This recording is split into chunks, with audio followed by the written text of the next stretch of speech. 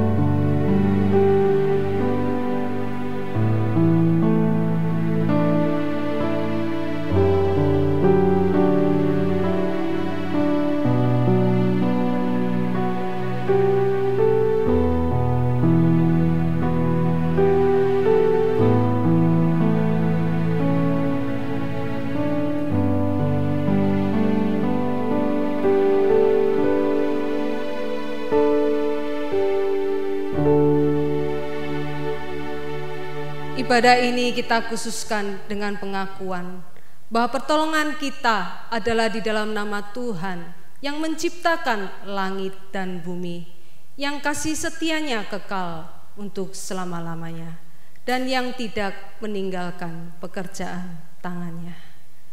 Kasih karunia dari Allah Bapa kita dan dari Tuhan Yesus Kristus serta persekutuan Roh Kudus menyertai kita sekalian. Amin. Jemaat yang terkasih, pujian yang akan kita nyanyikan sebentar lagi ditulis berdasarkan Mazmur 11 ayat 4 yang berkata demikian: Tuhan ada di dalam bait-Nya yang kudus. Tuhan tahtanya di sorga, matanya mengamat-amati, sorot matanya menguji anak-anak manusia. Tahta berbicara mengenai lambang dari kekuasaan yang tertinggi dalam suatu pemerintahan. Dalam hal ini adalah bait Tuhan yang kudus di sorga. Dan kata Tuhan, Dialah Allah kita, adalah Raja Maha Besar yang tidak tertandingi kuasanya.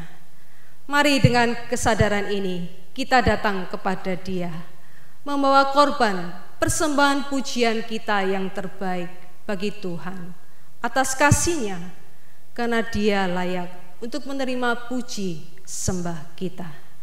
Mari kita bersatu hati menyembah Dia yang maha mulia. Tuhan hadir di bait suci-Nya.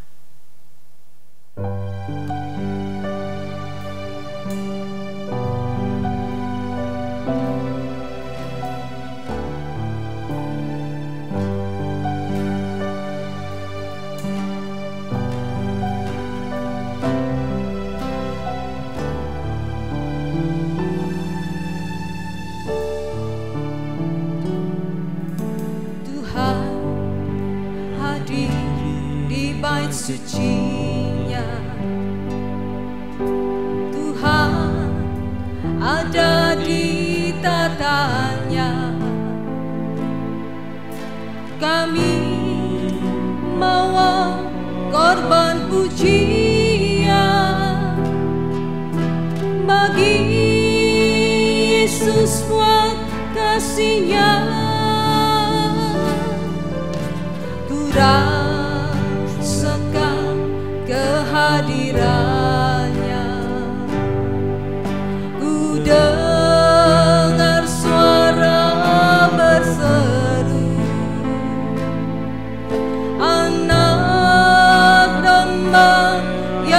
dikorbankan, layak untuk terima pujian.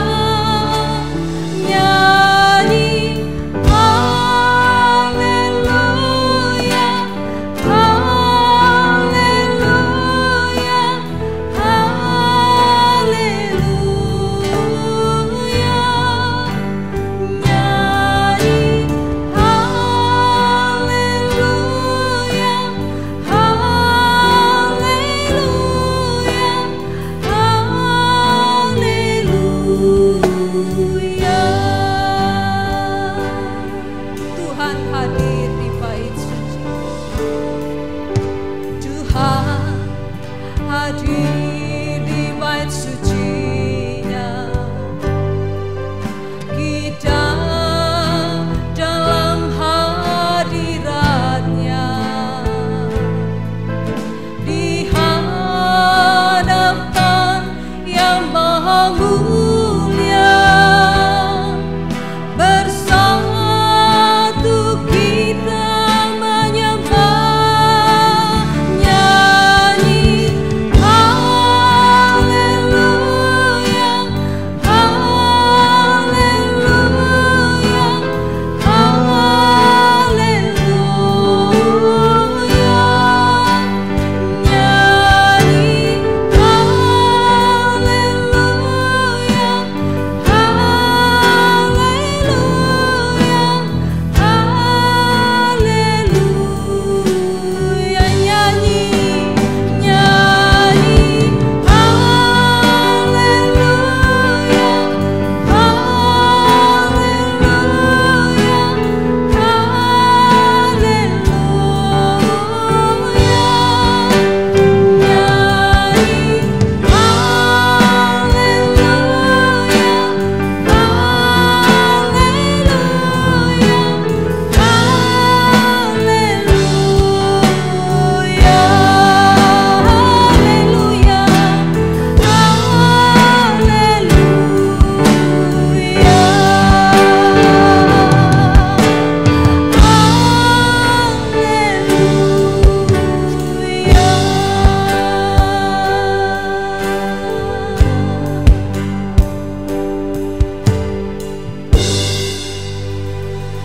Tuhan Allah Bapa kami yang bertata di dalam kerajaan sorga, kami bersyukur dan berterima kasih ya Tuhan atas segala penyertaan yang Engkau berikan sehingga kami dapat berada di dalam ibadah minggu di hari ini bersama dengan sanak saudara, keluarga dan saudara seiman kami ya Tuhan.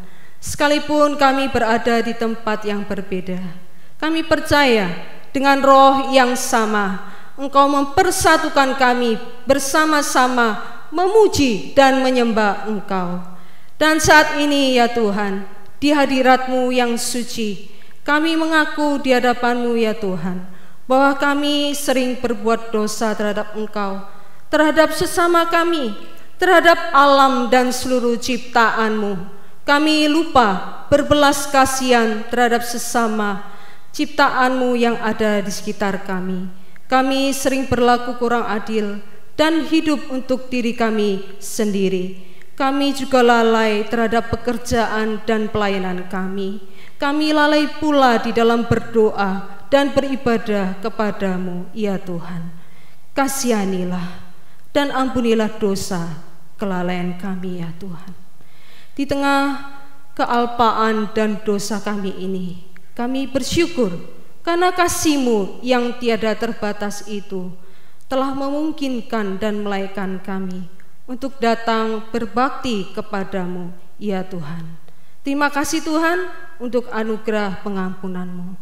Berkatilah juga setiap kami yang bertugas pada hari ini, dan setiap kami umat-Mu yang beribadah bersama dengan kami di rumahnya masing-masing.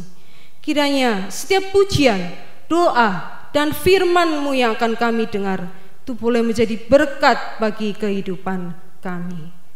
Hadirlah ya Tuhan di tengah-tengah kami, bertatalah di atas setiap pujian penyembahan kami. Kami menyerahkan jalannya ibadah kami ini ke dalam pimpinan tangan kasih-Mu, ya Tuhan. Terpujilah nama-Mu untuk selama-lamanya. Hanya di dalam nama Tuhan Yesus Kristus, Juru Selamat kami yang hidup, kami berdoa. Amin. Jemaat dipersilakan duduk kembali.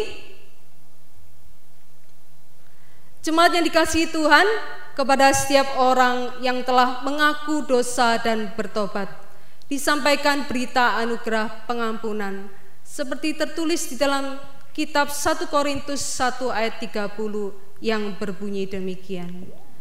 Tetapi oleh Dia kamu berada dalam Kristus Yesus yang oleh Allah telah menjadi hikmat bagi kita. Ia membenarkan dan menguduskan dan menebus kita. Dan dengarlah juga petunjuk hidup baru yang akan menuntun kita di dalam menjalani hidup keseharian kita, yang terdapat di dalam Efesus 5 ayat 1-2 yang berbunyi demikian. Sebab itu, jadilah penurut-penurut Allah, seperti anak-anak yang kekasih, dan hiduplah di dalam kasih, sebagaimana Kristus Yesus juga telah mengasihi kamu dan telah menyerahkan dirinya untuk kita sebagai persembahan dan korban yang harum bagi Allah. Kiranya Roh Kudus menolong kita mewujudkan kemuliaan Allah di dalam seluruh hidup dan kesaksian kita di dunia ini. Amin. Mari kita akan membaca bacaan bertanggapan dari Mazmur 57 ayat 8 sampai 12. Mazmur 57 ayat 8 sampai 12. Hatiku siap, ya Allah, hatiku siap. Aku mau menyanyi, aku mau bermazmur. Bangunlah, hai jiwaku, bangunlah, hai gambus dan kecapi. Aku mau membangunkan fajar. Aku mau bersyukur kepadamu di antara bangsa-bangsa, ya Tuhan. Aku mau bermazmur bagimu di antara suku-suku bangsa.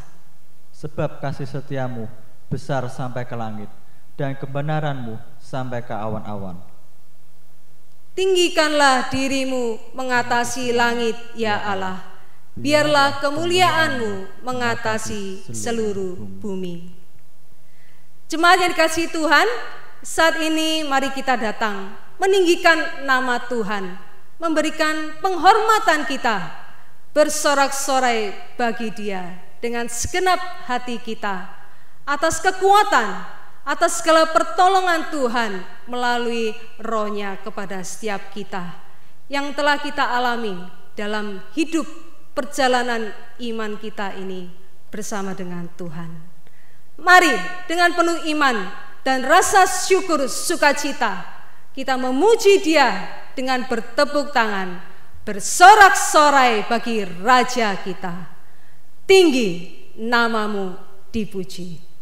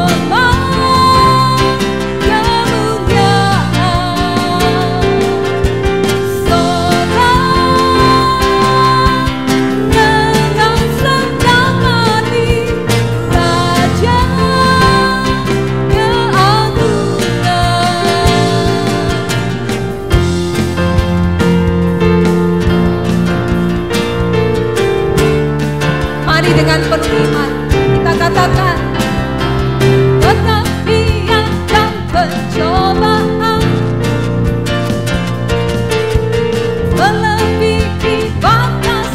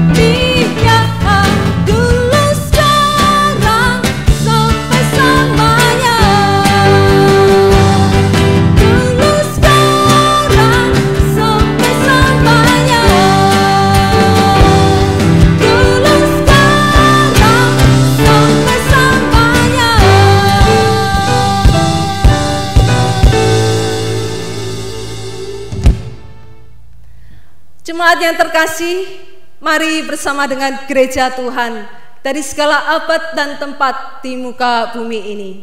Mari dengan bangkit berdiri, dengan segenap hati dan mulut kita mengikrarkan iman percaya kita dengan mengucapkan bersama pengakuan iman rasuli. Aku percaya kepada Allah, Bapa yang Maha Kuasa, Khalik langit dan bumi, dan kepada Yesus Kristus, anaknya yang tunggal Tuhan kita, yang dikandung dari Roh Kudus, lahir dari anak darah Maria, yang menderita sengsara di bawah pemerintahan Pontius Pilatus, disalibkan, mati dan dikuburkan, turun ke dalam kerajaan maut. Pada hari yang ketiga, bangkit pula dari antara orang mati, naik ke surga, duduk di sebelah kanan Allah, Bapa yang Maha Kuasa, dan dari sana Ia akan datang untuk menghakimi orang yang hidup dan yang mati.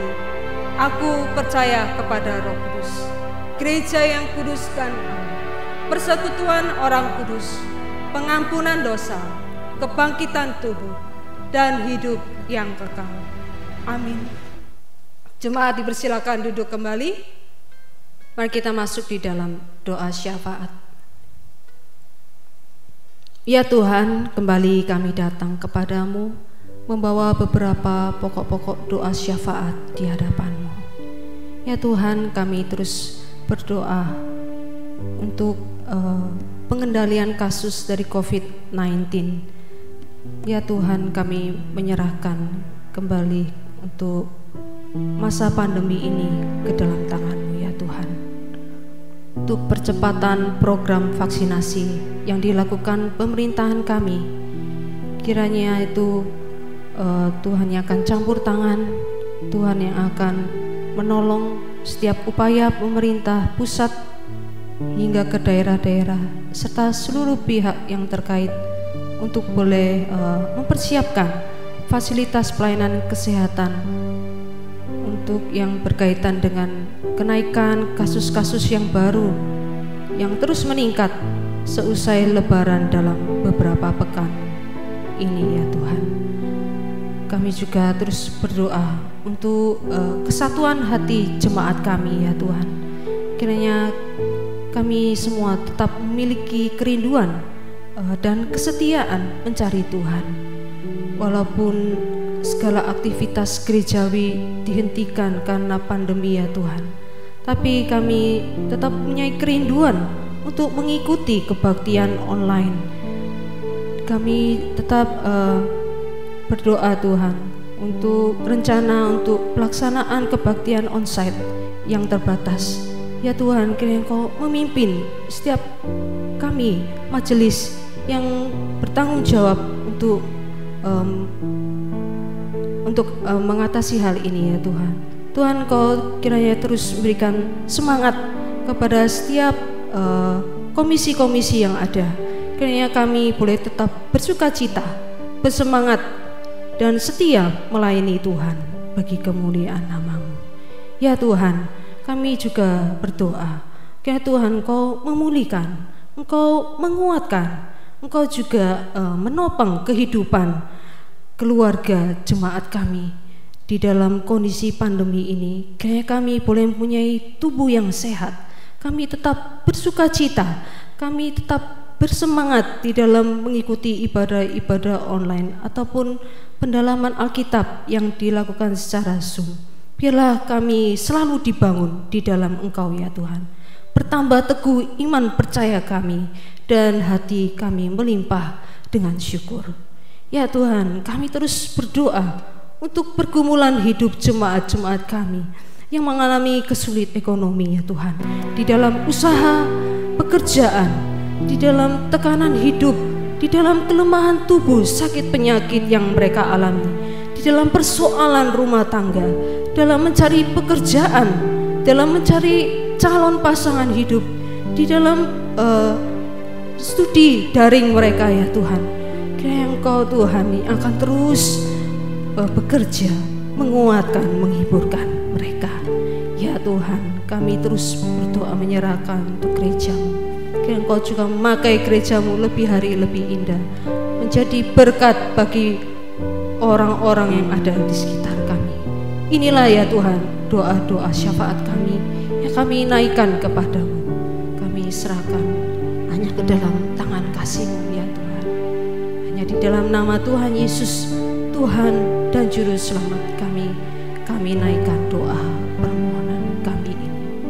Amin.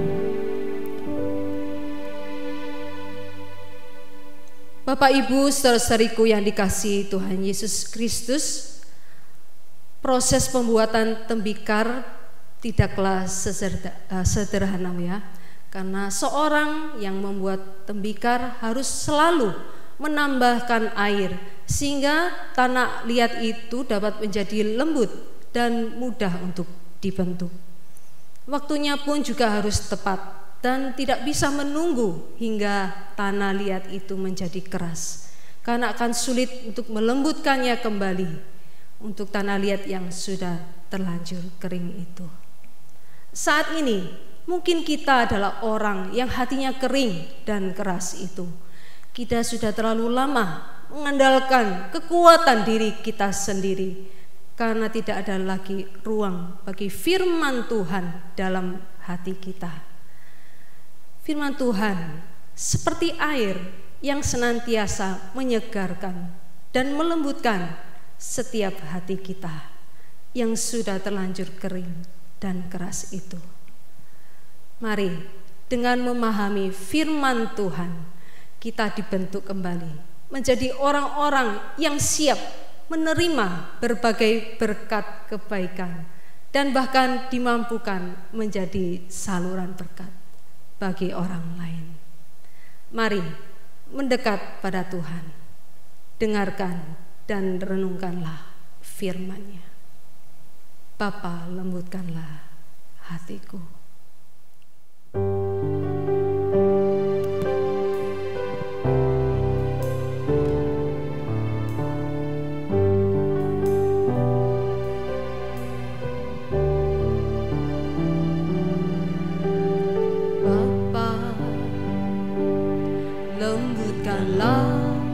Hatiku untuk dapat lebih mengasihi-Mu, Bapa.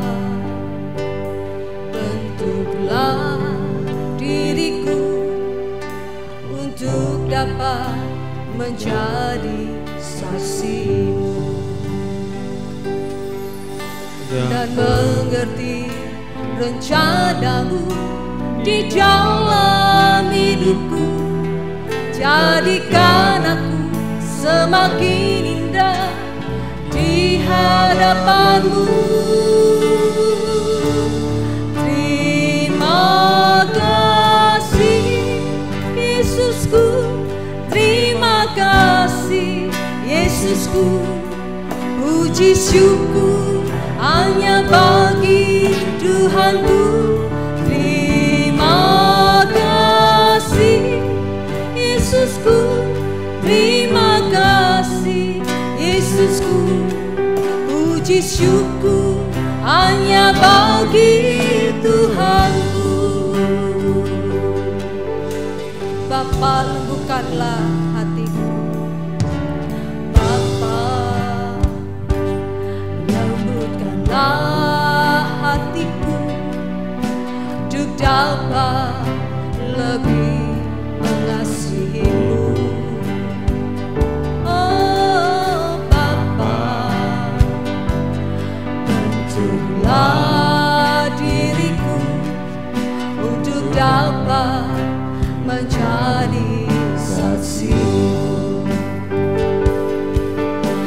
dan mengerti rencana-Mu di dalam hidupku.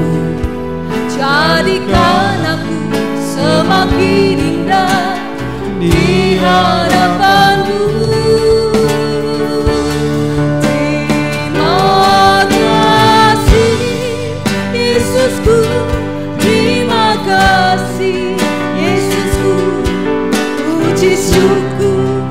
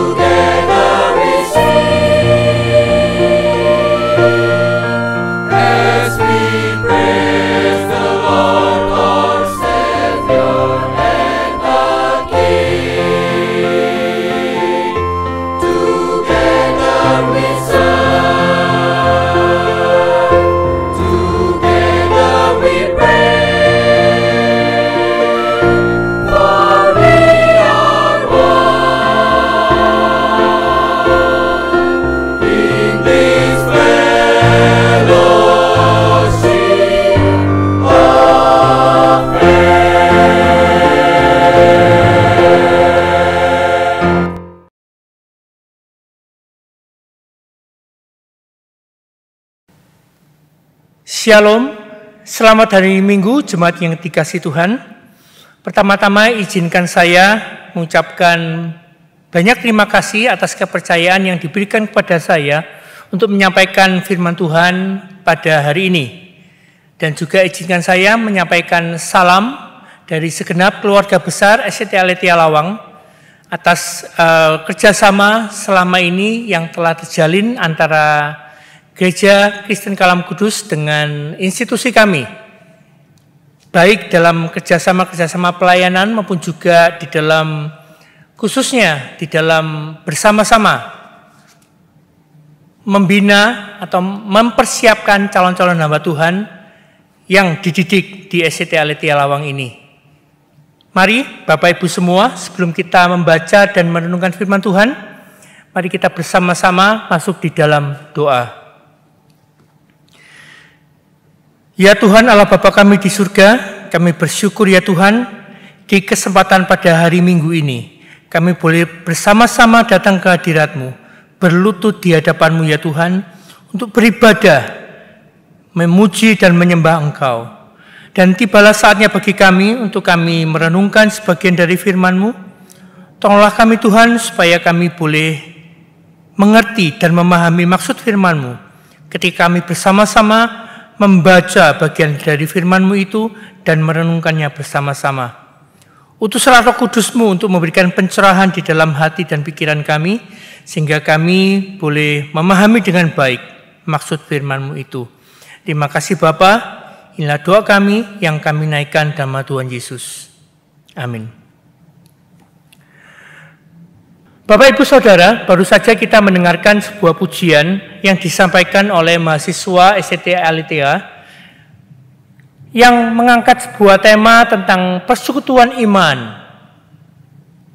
Persekutuan iman yang terjalin karena kita bersama-sama telah ditebus oleh darah Kristus untuk menjadi anak-anak Tuhan, untuk menjadi pengikut-pengikut Dia. Dan di dalam persekutuan iman ini banyak hal-hal yang positif, banyak hal-hal yang indah yang bisa terjadi. Antara lain adalah selain berbagi kasih, mengenal kebenaran, mengenal Tuhan dan mengenal jalan Kristus, dan hidup bersama-sama dengan Kristus dan jemaatnya untuk senantiasa mengabarkan kasih Kristus. Dan di dalam persekutuan iman ini tidak mengenal usia, tidak mengenal jenis kelamin, tidak mengenal ras atau suku atau warna kulit atau perbedaan-perbedaan yang lain yang ada di dalam masyarakat. Tetapi semuanya telah dipersatukan di dalam suatu persekutuan iman yang indah untuk bersama-sama menjadi pengikut Kristus, mengabarkan kasih Kristus. Nah, pada hari ini kita akan bersama-sama merenungkan sebuah tema yang saya beri judul Gereja yang anggotanya terekat satu dengan yang lain. Gereja yang anggotanya terekat satu dengan yang lain. Nah, yang melatar belakangi dari pembahasan kita hari ini adalah bahwa banyak kita lihat di gereja-gereja zaman sekarang. Mungkin mereka telah lama sekali, telah bertahun-tahun, bahkan berpuluh-puluh tahun, itu mereka melaksanakan atau memiliki penata layanan gereja, terutama dalam ibadah, dengan sistem ibadah yang segregasional. Maksudnya adalah bahwa ibadah-ibadah di dalam gereja dilaksanakan terpisah menurut segmen usia jemaat. Jadi misalkan ada kebaktian umum yang notabene dihadiri oleh mereka yang dewasa. Kemudian ada kebaktian pemuda sendiri, remaja sendiri, sekolah minggu sendiri. Nah, ibadah penatalan ibadah seperti inilah yang disebut sebagai ibadah yang segregasional, yang terpisah menurut segmen usia jemaat. Nah, bahkan ketika kita sudah memasuki masa pandemi, ternyata konsep ini masih terus dipertahankan. Kita masih melihat bahwa ibadah-ibadah online yang dilaksanakan itu pun masih terdapat segmentasi usia seperti itu. Jadi kita bisa lihat itu kalau dalam satu keluarga ada papa, ada mama, kemudian mungkin ada anak remaja, anak sekolah minggu, maka pada hari Minggu, bahkan ada yang pada jam yang sama, mereka beribadah di tempat yang berbeda-beda. Mungkin orang tuanya, papa mamanya di ruang tamu, kemudian anak-anaknya di kamar mereka masing-masing dengan menggunakan laptop atau gadget masing-masing, dan mereka mengikuti ibadah yang berbeda. Nah, ini tentunya dalam satu sisi menimbulkan dampak-dampak yang negatif atau yang kurang baik. Antara lain yang pertama adalah gereja menjadi terkotak-kotak sesuai dengan kelompok umur mereka. Jadi mereka terbagi-bagi. Yang dewasa tidak pernah mengikuti ibadah-ibadah yang remaja atau sekolah minggu. Jadi mereka tidak mengenal mereka. Sebaliknya yang anak-anak juga tidak pernah tahu bagaimana ibadah orang dewasa. Yang mereka kenal adalah ibadah-ibadah untuk anak-anak. Hanya menyanyikan lagu anak-anak dan kemudian dengan keceriaan dan sukacita seperti pada ibadah anak-anak, yang tentunya sangat berbeda dengan ibadah-ibadah dewasa. Bahkan untuk yang remaja pun juga memiliki karakteristik yang berbeda yang memang sudah didesain menurut kebutuhan usia mereka. Nah, sebagian dampaknya tadi bahwa gereja mulai terkotak-kotak sesuai dengan kelompok umur, dan bahkan dampak selanjutnya yang muncul adalah yang pernah kita tentunya temui bahwa terjadinya gap antara satu kelompok usia dan kelompok usia yang lain. Dan karena ada gap ini, maka kadang-kadang terjadi suatu problematika transisi. Jadi misalkan dari anak sekolah minggu kemudian sudah beranjak ke remaja dan mereka harus pindah ke ibadah remaja. Bagi mereka ini adalah suatu transisi yang cukup besar, karena begitu mereka masuk ke dalam kebaktian remaja, mereka tidak mengenal kakak-kakak mereka, dan mereka kemudian kebanyakan kemudian mengisolasi diri, dan kurang terjadinya persekutuan yang indah, persekutuan yang baik antar kelompok usia yang berbeda. Dampak yang ketiga, persekutuan lintas usia dalam gereja yang berkurang. Persekutuan lintas usia. Karena dengan demikian mungkin gereja tidak atau belum memikirkan event-event, baik itu ibadah maupun yang non-ibadah, yang melibatkan seluruh lapisan jemaat. Nah, karena kurangnya hal ini, maka tentunya persekutuan lintas usia dari jemaat yang paling muda sampai yang paling tua ini jadi berkurang. Yang keempat, terjadinya transformasi spiritual yang kurang lengkap. Transformasi spiritual yang kurang lengkap. Karena apa? Ketika masing-masing segmen usia itu mengadakan ibadah mereka sendiri-sendiri, mereka hanya bertumbuh sesuai dengan pemahaman iman mereka aja, kelompok mereka saja. Mereka belum begitu luas untuk memahami bagaimana Kristus berkarya melalui jemaat secara keseluruhan dalam usia yang berbeda. Sehingga mereka belum bisa melihat ada sosok-sosok atau figur-figur di dalam gereja yang bisa menunjukkan atau meneladankan kedewasaan rohani. Mungkin mereka anak-anak hanya melihat pada guru-guru sekolah minggu saja. Hanya sebatas itu. Pada tahun 2010, Fuller Youth Institute melakukan studi dan menemukan bahwa di tengah-tengah merosotnya kehadiran anak-anak muda di gereja, mereka yang masih bertahan di gereja adalah karena mereka memiliki hubungan yang baik dengan jemaat dewasa. Fakta yang kedua, Dr. Kara Powell, seorang profesor di Fuller Theological Seminary, mengatakan bahwa keterlibatan anak muda dalam ibadah intergenerasional dan hubungan mereka dengan jemaat yang lain yang lebih dewasa memiliki korelasi yang kuat terhadap kedewasaan iman mereka. Jadi Profesor Kara Powell mengatakan bahwa ketika mereka anak-anak muda ini banyak berinteraksi dengan orang-orang dewasa, maka ini menjadikan dampak yang sangat signifikan untuk pertumbuhan rohani anak muda tersebut. Karena mereka mengikuti ibadah intergenerasional di mana di dalam ibadah itu semua lapisan jemaat dari segala usia itu bersatu, beribadah bersama-sama di dalam ibadah tersebut. Nah, di dalam buku Simple Church itu juga mengatakan bahwa anak-anak dan pemuda remaja, mereka bisa melihat langsung keteladanan kedewasaan rohani dari jemaat yang lebih dewasa. Jadi ketika mereka menghadiri ibadah intergenerasional dan kemudian mereka bersama-sama beribadah baik yang muda maupun yang dewasa, mereka di situ dapat melihat secara langsung keteladanan dari mereka atau jemaat yang lebih dewasa.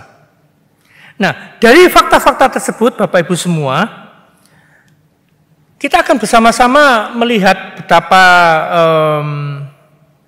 pelaksanaan ibadah intergenerasional ini dapat membawa dampak-dampak yang positif, dampak-dampak yang bermanfaat buat gereja. Namun sebelum itu, marilah kita melihat bagaimana atau apa yang Alkitab katakan tentang ibadah intergenerasional ini.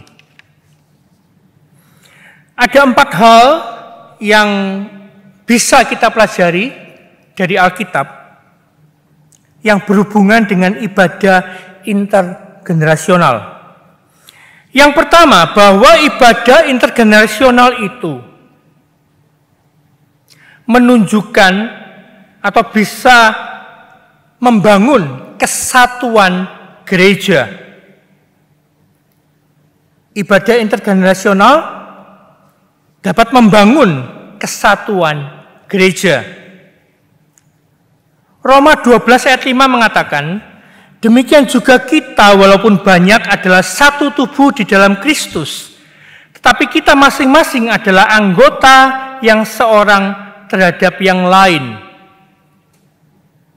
Demikian juga kita walaupun banyak adalah satu tubuh di dalam Kristus, tetapi kita masing-masing adalah anggota yang seorang terhadap yang lain. Di dalam versi bahasa Inggris dikatakan, each member belongs to all the others. Jadi masing-masing anggota itu merupakan bagian dari keseluruhan jemaat. Nah, ini firman Tuhan yang menunjukkan kepada kita bahwa gereja harus satu. Kesatuan gereja harus ada, dimulai dari gereja lokal, di mana ada kesatuan jemaat dari yang paling muda sampai yang paling tua. Efesus 4 ayat 3-6. Dan berusahalah memelihara kesatuan roh oleh ikatan damai sejahtera, satu tubuh dan satu roh, sebagaimana kamu telah dipanggil kepada satu pengharapan yang terkandung dalam panggilanmu, satu Tuhan, satu iman, satu baptisan, satu Allah dan Bapa dari semua, Allah yang di atas semua dan oleh semua dan di dalam semua. Kita dipanggil untuk memelihara kesatuan roh oleh ikatan damai sejahtera. Gereja dipanggil untuk memelihara kesatuan roh di dalam diri jemaat kita yang diikat oleh damai sejahtera. Sehingga satu tubuh, satu roh, satu panggilan, satu pengharapan, satu Tuhan. Semuanya bisa terwujud. Dan salah satunya adalah melalui ibadah intergenerasional. Hal yang kedua yang Alkitab bicara tentang ibadah intergenerasional ini adalah bahwa kalau kita lihat ibadah-ibadah yang ada di dalam Alkitab, baik di Perjanjian Lama maupun di Perjanjian Baru, itu semuanya menunjukkan tentang ibadah intergenerasional. Mereka tidak pernah mention atau menyebutkan tentang ibadah yang dipisah-pisah antara anak-anak maupun yang dewasa. Bahkan dianjurkan kepada para orang tua untuk bisa mendidik anaknya di dalam beribadah, di dalam mempelajari firman Tuhan, di dalam mengenal Tuhan. Keluaran pasal 12 ayat 26 dan 13 pasal 13 ayat 14, karena ini ada kaitannya. Ya, Keluaran pasal 12 ayat 26 berkata, dan apabila anak-anakmu berkata kepadamu, apakah artinya ibadahmu ini? Itu di pasal 12. Lalu jawabannya ada di pasal 13 ayat 14. Dan apabila anakmu akan bertanya kepadamu di kemudian hari, apakah artinya itu? Maka haruslah engkau berkata kepadanya, dengan kekuatan tangannya Tuhan telah membawa kita keluar dari Mesir, dari rumah perbudakan. Nah, konteks di sini adalah konteks ketika anak-anak ikut beribadah. Dan kemudian anak-anak bertanya kepada orang tuanya, apakah arti ibadahmu itu? Maka tanggung jawab orang tua adalah mengajar kepada anak-anak, memberitahu, mengajarkan apakah arti ibadah itu kepada anak-anaknya. Sehingga anak-anak boleh mengerti tentang makna atau arti ibadah. Masih di Perjanjian Lama, di Nehemia pasal 8 ayat 3-4. Lalu pada hari pertama bulan yang ke-7 itu, Imam Ezra membawa kitab Taurat itu ke hadapan jemaah, yakni baik laki-laki maupun perempuan, dan setiap orang yang dapat mendengar dan mengerti. Ia membacakan beberapa bagian daripada kitab itu di halaman di depan pintu gerbang air, dari pagi sampai tengah hari, di hadapan laki-laki dan perempuan dan semua orang yang dapat mengerti. Dan dengan penuh perhatian seluruh umat mendengarkan pembacaan kitab Taurat itu. Di sini dicatat bahwa Imam Ezra itu membacakan kitab Taurat, mengajarkan kitab Taurat kepada bangsa Israel yang ada pada waktu itu, dan dicatat bahwa baik laki-laki maupun perempuan dan mungkin juga ada anak-anak dengan syarat bahwa mereka dapat mendengar dan mengerti. Dan bahkan dikatakan pada waktu itu, dengan penuh perhatian seluruh umat mendengarkan pembacaan kitab itu, seluruhnya. Berarti tidak hanya yang dewasa, termasuk anak-anak. Selama mereka dapat mendengar dan mengerti.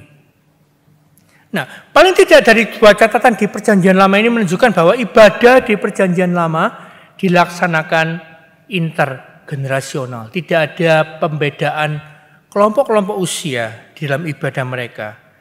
Demikian juga di Perjanjian Baru memang tidak secara eksplisit mengatakan itu, tetapi ajaran-ajaran Paulus itu ditujukan kepada semua orang dari berbagai usia. Nah, Bapak Ibu, ini adalah hal yang kedua yang Alkitab bicarakan tentang ibadah intergenerasional, bahwa Perjanjian Lama, Perjanjian Baru mencatat ibadah-ibadah yang intergenerasional. Yang ketiga, kita perlu tahu bahwa gereja merupakan komunitas perjanjian. Gereja merupakan komunitas perjanjian. Kita tahu bahwa di dalam catatan Alkitab, Tuhan telah melakukan banyak perjanjian-perjanjian dengan tokoh-tokoh dalam Alkitab, baik kepada Adam, kepada Nuh, kepada Abraham, kepada Daud, dan kemudian kepada gerejanya melalui Kristus. Sehingga gereja merupakan suatu komunitas perjanjian. Di Kejadian 17, Allah mengikat perjanjian dengan Abraham. Bahwa Allah akan memberkati Abraham dan keturunannya. Jadi tidak hanya memberkati Abrahamnya saja, tetapi memberkati Abraham dan seluruh keturunannya. Bahwa Allah memilih Abraham dan keturunannya untuk menjadi saksi-saksi Tuhan. Untuk menjadi berkat bagi seluruh bangsa. Demikian juga gereja juga merupakan perjanjian melalui Kristus. Sehingga gereja merupakan komunitas perjanjian. Nah, termasuk juga kepada anak-anak. Bahwa Tuhan juga mengikat perjanjian. Baik kepada yang dewasa maupun juga kepada anak-anak. Markus pasal 10 ayat 15-16. Berkata, aku berkata kepadamu, sesungguhnya barang siapa tidak menyambut kerajaan Allah seperti seorang anak kecil, ia tidak akan masuk ke dalamnya. Lalu ia memeluk anak-anak itu dan sambil meletakkan tangannya atas mereka, ia atau Yesus memberkati mereka. Indah bukan? Yesus tidak hanya memberkati mereka yang dewasa, tapi Yesus juga memberkati anak-anak. Sehingga dengan demikian kita tidak boleh melepaskan anak-anak dari perjanjian Allah ini. Mereka semua masuk di dalam komunitas perjanjian itu. Hal yang keempat, Alkitab juga menyebutkan bahwa ibadah intergenerasional itu mempunyai fungsi untuk pembentukan kerohanian kepada generasi yang berikutnya. Pembentukan kerohanian atau spiritual formation kepada generasi berikutnya. Mazmur 78 ayat 3 dan 4 berkata, yang telah kami dengar dan kami ketahui dan yang diceritakan kepada kami oleh nenek moyang kami tidak hendak sembunyikan kepada anak-anak mereka, tetapi kami akan ceritakan kepada angkatan yang kemudian.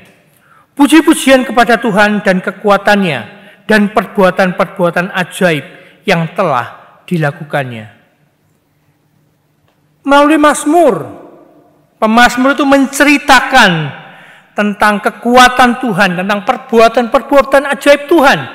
Tidak hanya kepada kalangan mereka, tetapi pada generasi-generasi berikutnya, kepada anak-anak dan juga kepada angkatan-angkatan berikutnya. Mereka tidak sembunyikan itu. Sehingga dengan demikian pengenalan akan Allah akan membentuk kerohanian mereka boleh bertumbuh menjadi dewasa.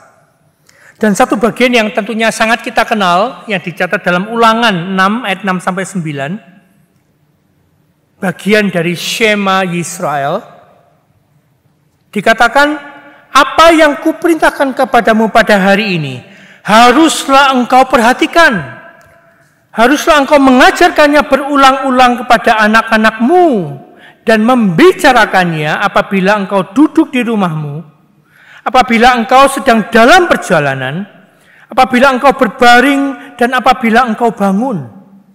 Haruslah juga engkau mengikatkannya sebagai tanda pada tanganmu, dan haruslah itu menjadi lambang di dahimu.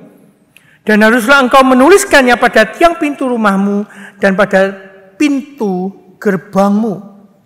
Perintah ini diberikan kepada para orang tua, khususnya para bapak, para ayah. Di mana ini adalah tanggung jawab para bapak atau para ayah untuk mengajarkan Taurat itu kepada anak-anaknya berulang-ulang. Pada situasi kehidupan apapun, harus mengajarkannya kepada anak-anak. Sehingga dengan demikian maka terjadilah suatu spiritual formation, terjadi satu pemuridan yang dilakukan oleh ayah-ayah mereka sendiri kepada anak-anaknya. Oleh sebab itu maka ayat ini juga mungkin mengingatkan kita para ayah, mengingatkan saya juga, bahwa kita punya tanggung jawab yang besar, yaitu mendidik, mengajarkan firman Tuhan, pengajaran yang benar kepada anak-anak kita. Jangan limpahkan tanggung jawab ini kepada guru-guru sekolah minggu, atau hanya kepada para hamba Tuhan atau pendeta di gereja. Ini adalah tanggung jawab kita. Maka dari itu kita juga dituntut, pertama kita harus memperkaya kerohanian kita sendiri. Kita harus memiliki kerohanian yang lebih dewasa, sehingga kita mampu untuk mengajar anak-anak kita dalam terang firman Tuhan dan mereka boleh bertumbuh. Nah, demikian Bapak Ibu 4 hal yang kurang lebih Alkitab bicara tentang ibadah intergenerasional. Pertama tentang kesatuan gereja. Yang kedua tentang contoh-contoh di Alkitab, PL dan PB. Ibadah-ibadah mereka dilaksanakan secara intergenerasional. Kemudian gereja, kita diingatkan sekali lagi bahwa gereja itu adalah komunitas perjanjian.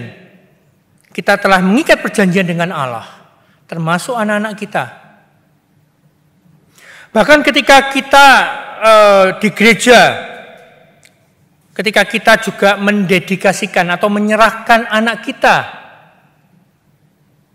kepada Tuhan, maka di situ sebenarnya 2 hal yang ditekankan. Yang pertama adalah perjanjian dengan Allah. Para orang tua berjanji kepada Allah untuk senantiasa mendidik anak-anaknya di dalam terang firman Tuhan. Dan tentunya dari hasil ini, maka pertumbuhan rohani anak-anak bisa bertumbuh dengan baik. Itu peran orang tua. Nah, dengan demikian Bapak Ibu semua, maka kita perlu mempertimbangkan melaksanakan ibadah intergenerasional di gereja kita masing-masing. Apa yang bisa kita kerjakan? Apa yang gereja bisa lakukan untuk hal ini? Pertama, tentunya jika gereja belum melakukan ibadah intergenerasional, maka pertama perlu dikomunikasikan visi ini, digumulkan bersama-sama dengan hamba Tuhan dan majelis. Bahkan juga melibatkan jemaat untuk memberikan masukan-masukan. Visi tentang ibadah intergenerasional yang banyak memberikan dampak-dampak positif. Selain mengkomunikasikan visi, kita juga perlu mengedukasi jemaat kita. Khususnya jemaat dewasa tentang tanggung jawab mereka. Pertama, untuk menerima anak-anak dan remaja atau pemuda di dalam ibadah dewasa. Menerima mereka bukan hanya mereka asal pokok duduk di dalam ruang ibadah, bukan itu aja. Bukan hanya sekedar, ayo kita menyanyikan lagu anak-anak di dalam ibadah umum, tidak itu aja. Tetapi kita juga harus menerima kehadiran mereka. Dalam arti bahwa kalau anak-anak ribut, ya memang anak-anak itu jiwanya ribut. Kita mungkin perlu mendidik mereka untuk supaya lebih tenang. Tapi bukan berarti mengharuskan mereka ibadah seperti orang dewasa. Selain itu juga bahwa orang tua harus siap menjawab pertanyaan dari anak-anak jika mereka bertanya tentang apa yang terjadi di dalam ibadah itu. Ketika mereka melihat sakramen baptisan yang pastinya di kebaktian anak tidak akan terjadi itu, atau sakramen perjamuan kudus yang di kalangan sekolah minggu mungkin mereka dan remaja mungkin mereka tidak pernah melihat dalam ibadah mereka, otomatis mereka akan bertanya. Dan ketika mereka bertanya, kita pun harus bisa memberikan jawaban yang tepat. Yang kedua, apa yang gereja bisa lakukan? Tentukan frekuensi pelaksanaan ibadah intergenerasional ini. Memang ada gereja yang melakukannya tiap minggu. Ada. Ketika saya di Amerika, saya ikut satu gereja baptis. Itu pun mereka melaksanakan ibadah intergenerasional.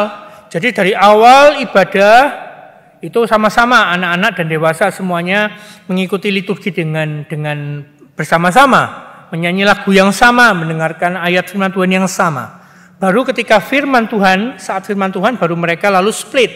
Anak-anak mereka keluar sendiri tapi sisanya masih ada di dalam gereja.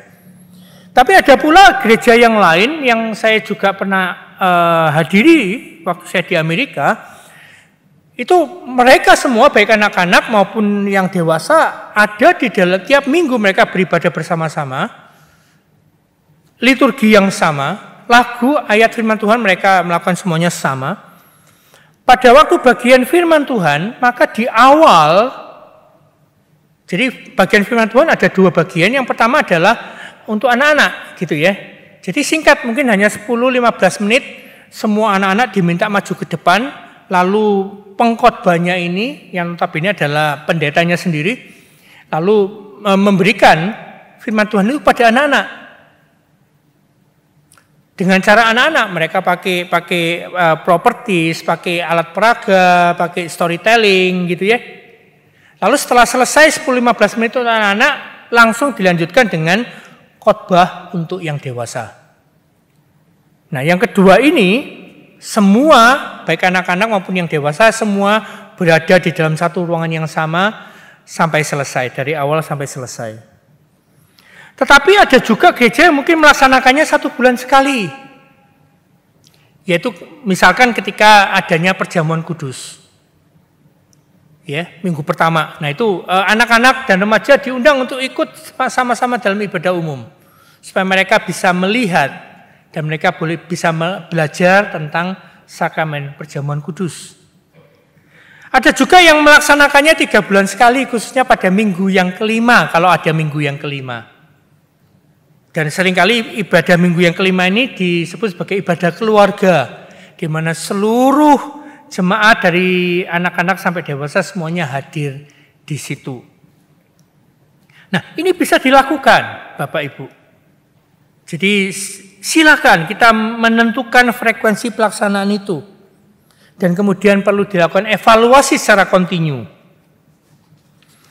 Yang ketiga, kalau kita melaksanakan ibadah intergenerasional, libatkan anak-anak maupun juga pemuda remaja dalam bagian-bagian ibadah atau liturgi. Misalkan memimpin doa, memainkan musik. Kamu juga melibatkan paduan suara anak-anak atau paduan suara remaja untuk terlibat di dalam ibadah. Libatkan mereka sehingga mereka bisa tumbuh sense of belonging terhadap ibadah intergenerasional tersebut. Dan yang keempat, manfaatkan kreativitas visual atau drama atau multimedia dalam ibadah. Secara khusus ketika menyampaikan firman Tuhan. Maka dengan kreativitas itulah, maka semua pihak, semua segmen usia dalam jemaat pun mereka boleh bersama-sama belajar untuk menerima satu dengan yang lain, untuk membangun satu dengan yang lain, sehingga persekutuan iman boleh terjadi dengan indah di dalam gereja. Mari kita berdoa. Bapa kami di surga, kami sekali lagi bersyukur ya Tuhan untuk firman yang baru saja kami dengarkan dan kami renungkan. Ajak kami untuk kami boleh semakin melihat pentingnya ibadah intergenerasional ini dibangun di tengah-tengah gereja. Sehingga kesatuan gereja boleh terwujud, boleh dibangun. Dan seluruh jemaat dari semua segmen usia boleh bersama-sama untuk bertumbuh dan mengenal Engkau sebagai Tuhan, Engkau sebagai Juru Selamat, yang telah berkarya dan terus berkarya di dalam kehidupan gereja. Setiap jemaat boleh melihat itu secara lengkap, bagaimana Engkau bekerja di tengah anak-anak, di mana Engkau bekerja di tengah-tengah anak muda, maupun juga di mana Engkau bekerja, berkarya di tengah-tengah jemaat yang dewasa, bahkan di tengah-tengah jemaat yang usia lanjut sekalipun. Sehingga mereka boleh melihat secara holistik, secara menyeluruh, secara luas tentang gereja dan tentang pelayanan-pelayanannya.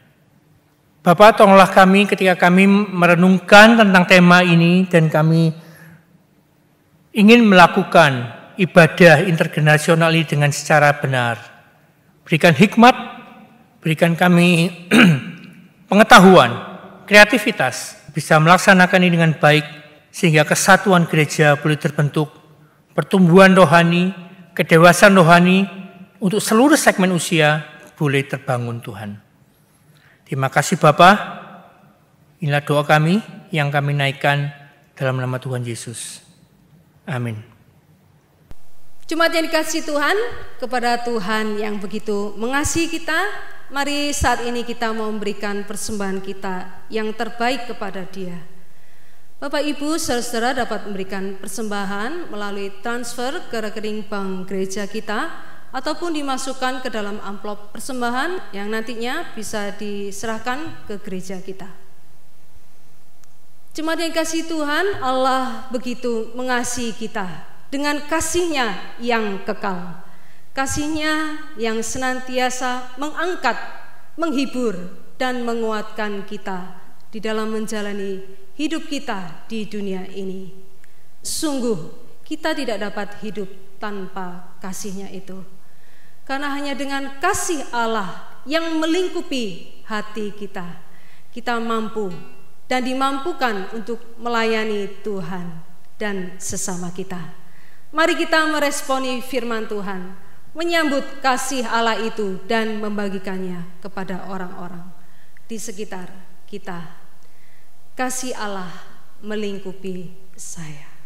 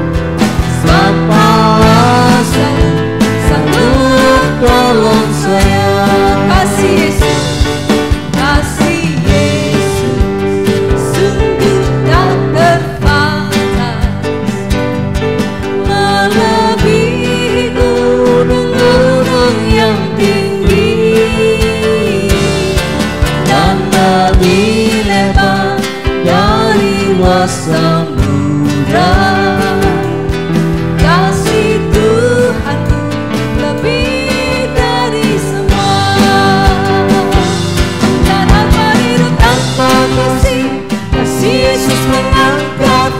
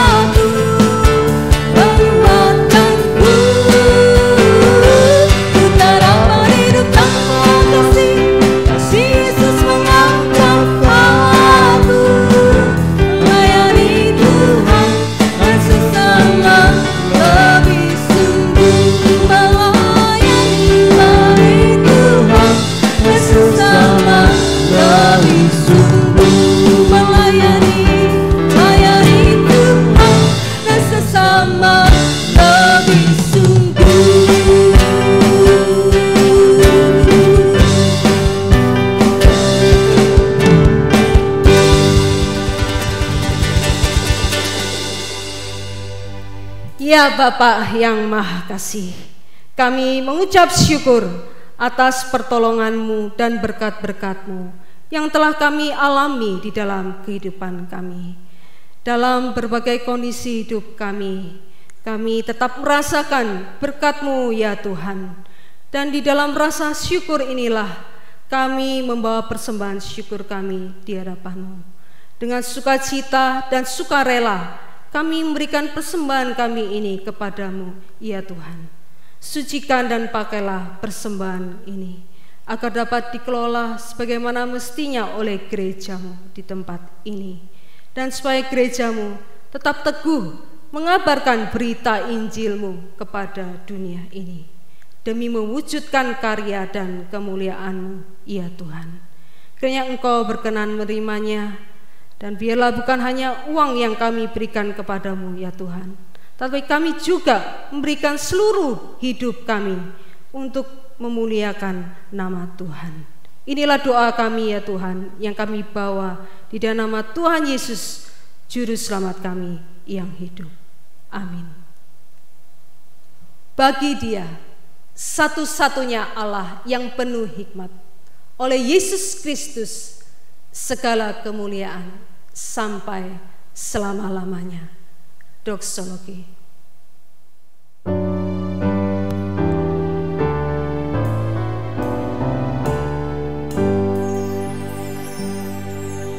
Puji Allah Bapa Putra, puji Allah Roh Kudus, ketiganya yang esa,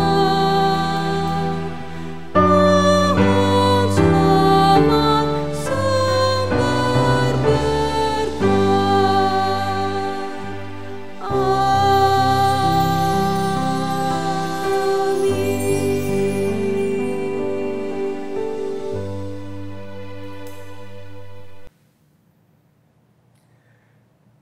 Jemaat sekalian, marilah kita menghadap Tuhan.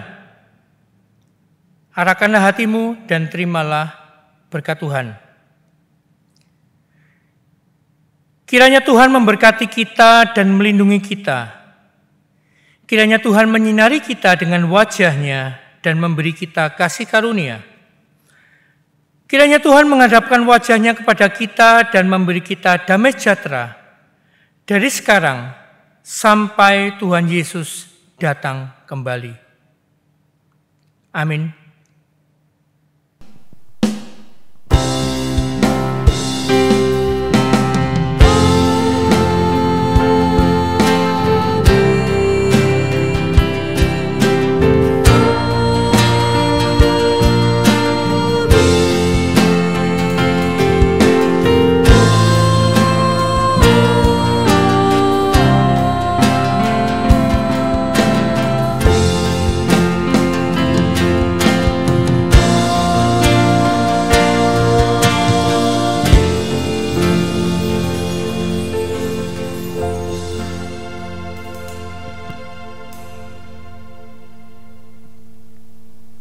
Jemaat dipersilakan duduk kembali. Silakan mengambil saat teduh. Ibadah telah selesai.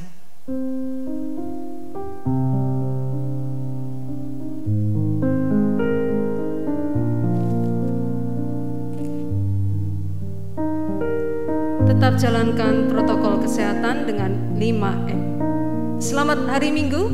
Salam sehat. Tuhan Yesus memberkati.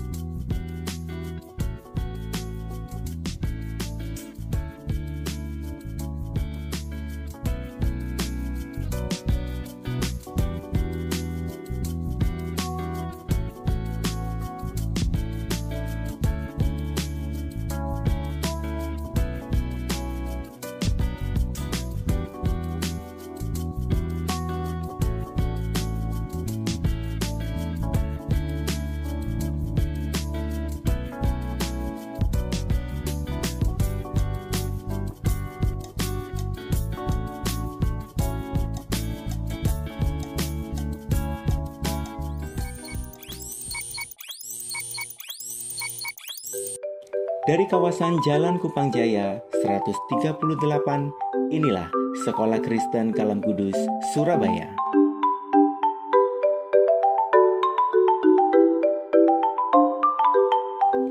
Sekolah Kristen Kalam Kudus, Surabaya telah berpengalaman lebih dari 40 tahun. Senantiasa mengedepankan semangat untuk mendidik, mengajar, dan mewujudkan terbangunnya manusia yang utuh, yang takut akan Tuhan, mandiri, dan berguna bagi dunia.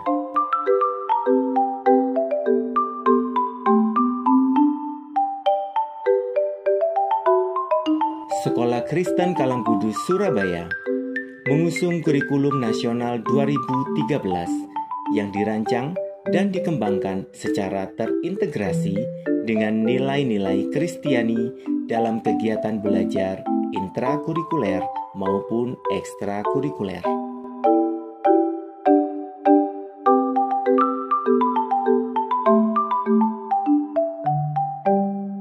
Udah 13 tahun, 12-13 tahunan. Anak-anak di sini tuh baik, terus habis itu kayak mereka nggak pilih-pilih teman, kayak kerohaniannya tuh mereka benar-benar solid itu. Jadi kayak kita benar-benar mengutamakan Tuhan dalam pertemanan. Dalam setiap pembelajarannya dan membantu saya untuk bisa sampai saat ini menyelesaikan S1 saya di salah satu universitas ternama di Jakarta. Ke ilmu pengetahuannya kan moral, nah itu yang selalu kayak jadi reminder aku setiap harinya untuk selalu lebih baik. Dia bisa mengikuti setiap kegiatan yang di sekolah ini. Banyak cewek sih yang lebih deket.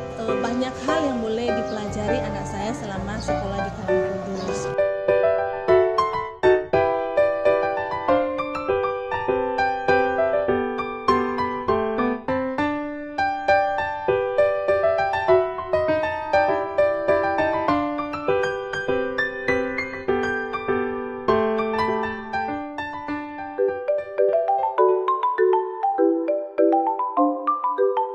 Telah dibuka penerimaan peserta didik baru untuk jenjang KB, TK, SD, SMP, dan SMA tahun pelajaran 2021-2022. Dapatkan potongan 50% uang gedung selama bulan promosi khusus untuk anak pendeta, anak guru, anak alumni Sekolah Kristen Kalam Kudus, dan juga promosi rekomendasi.